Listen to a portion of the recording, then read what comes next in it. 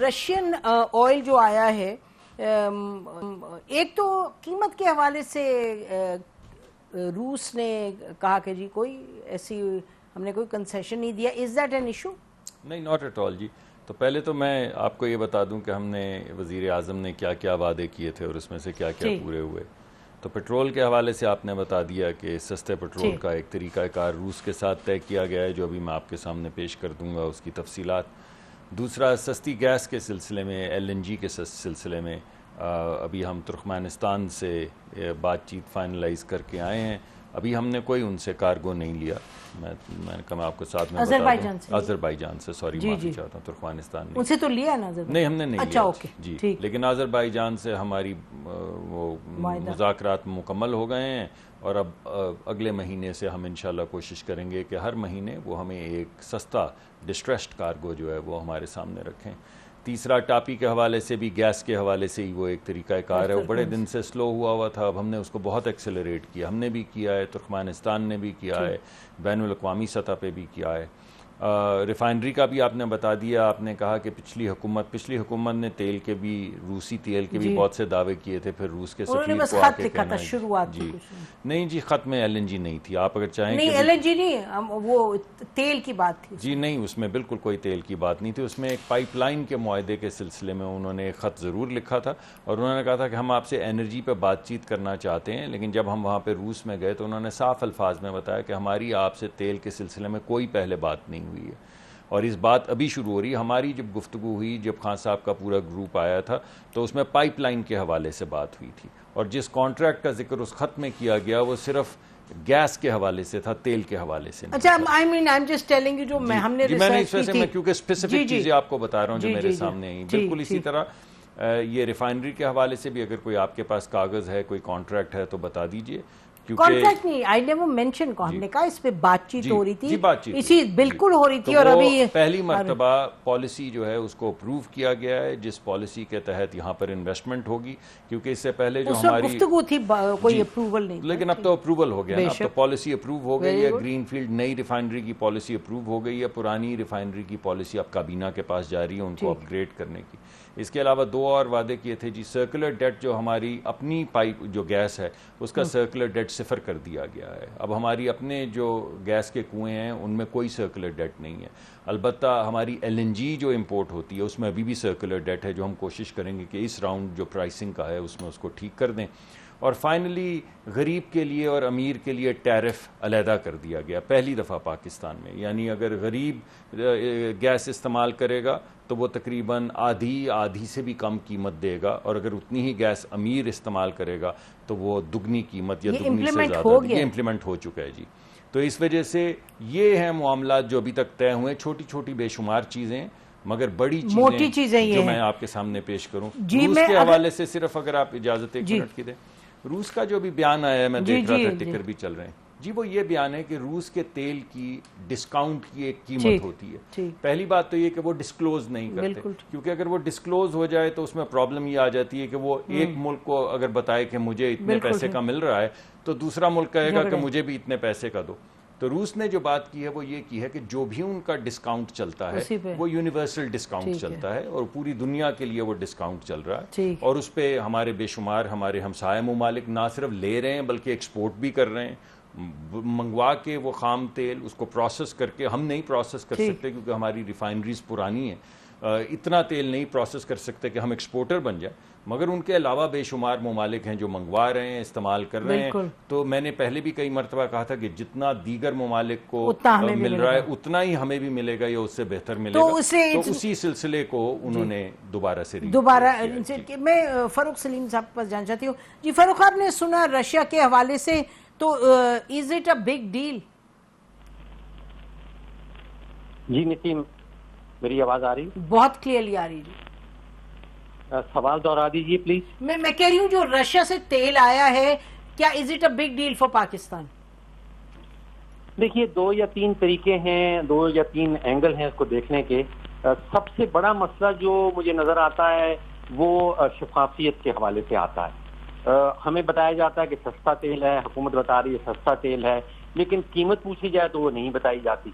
देखिए ये tax payers के पैसे हैं, टैक्स पेयर्स के पैसे से तेल खरीदा जा रहा है और जिनके पैसों से ये तेल खरीदा जा रहा है उनको ये नहीं बताया जा रहा कि ये तेल किस कीमत पे आ रहा। दूसरा एंगल इसका एक इकोनॉमिक एंगल बनता है। अभी तक कोई 45,000 टन जो है वो बताया गया है कि वो पाकिस्तान में आया है, जबकि पाकिस्तान की जो सालाना कंजम्पशन है वो 20 मिलियन टन है। इसका मतलब है कि 0.25%, और उसमें से भी कहा जा रहा है कि तकरीबन 45% जो है वो फर्नेस ऑयल निकल जाएगा, जिसकी पाकिस्तान में ऑलरेडी सरप्लस है। तो इतना ज्यादा शोर मचाना जबकि आपके पास क्वांटिटी जो है वो आपकी कंजम्पशन का कोई 0.25% भी नहीं बनता। फिर साथ ही ये भी बताया गया कि इससे कीमत के ऊपर कोई फर्क नहीं पड़ेगा। हमें कहा गया, हमारी हुकूमत बता रही थी हमें कि सस्ता तेल है, जो आपने खुद ही कहा कि रूस के जो वजीर हैं एनर्जी के, तवानाई के, उन्होंने कहा कि हमने पाकिस्तान को कोई सस्ता तेल नहीं दिया। अगर वाकई में सिर्फ 45,000 टन और फिर इजाफी 45,000 टन, अभी तक जो मुझे पता चला है कि 1 लाख टन का टोटल जो हमारा एग्रीमेंट है रूस के साथ, और इसको भी कोई 1 साल लग गया इस एग्रीमेंट को होते होते। अप्रैल से हम सुन रहे थे कि तेल आ रहा है और फिर तेल कहीं जून के महीने में आके पहुंचा। अभी इब्तदाई में आपने जिक्र किया एनर्जी सिक्योरिटी का। देखिए अगर तो एनर्जी सिक्योरिटी का आप एंगल ले रहे हैं और ये कह रहे हैं कि हमारी एनर्जी सिक्योरिटी बेहतर हो गई है और उसका इन्हिसार जो है वो इंपोर्ट्स के ऊपर है, तो फिर तो it absolutely makes no sense. Energy security का मतलब कतई ये नहीं होता कि आपकी एनर्जी की रिक्वायरमेंट जो है वो डिपेंडेंट है इंपोर्ट्स के ऊपर।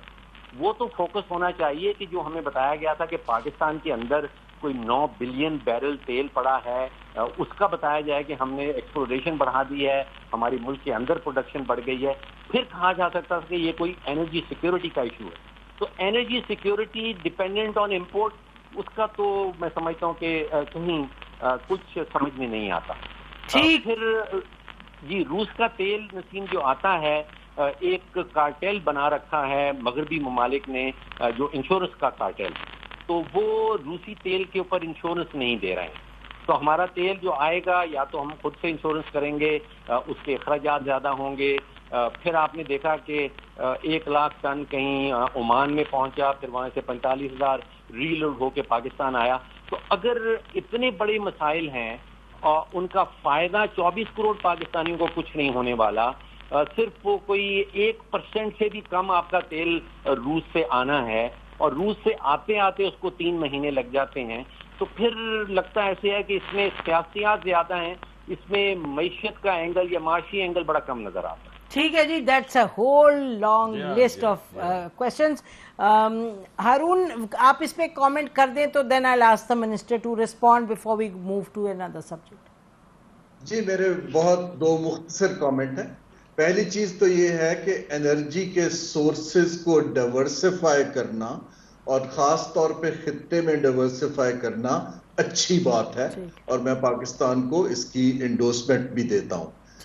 जब मैं आपको याद हो कुछ साल पहले, 5-6 साल पहले, जब रीजनल एडवाइजर था वर्ल्ड बैंक में, तो हमने इस पे एक स्टडी करके, शायद खकान साहब तब पेट्रोलियम के वजीर थे, तो उनको मैंने एक्सप्लेन किया था कि किस किस मुल्क से, और उस वक्त हमने रिकमेंड किया था कि खित्ते में आप जो RNLG की जो सप्लाईज हैं और ऑयल की हैं, कोशिश करें कि आप अगले 10 बरस में अपना जो इन्हिसार है तकरीबन 10% वहां तक ले जाए, और 10% का टारगेट भी खासा बड़ा था। तो मैं सिर्फ तारीख को एक तो दुरुस्त कर दूं।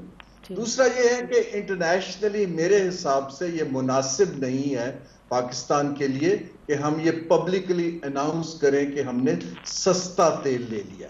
ये जो सारी कमोडिटीज हैं ये ग्लोबली ट्रेड होती हैं, इसीलिए रूस ने एक क्लैरिफिकेशन दी है। हमें चाहिए था ये बताना कि हमने एक नया सोर्स शुरू कर दिया जो कि हमारे मिक्स को अच्छा करेगा, और गालिबन अगर ट्रांसपोर्ट कॉस्ट और इंश्योरेंस वगैरह मिला के कुछ बचत हो जाती है तो अच्छी बात है।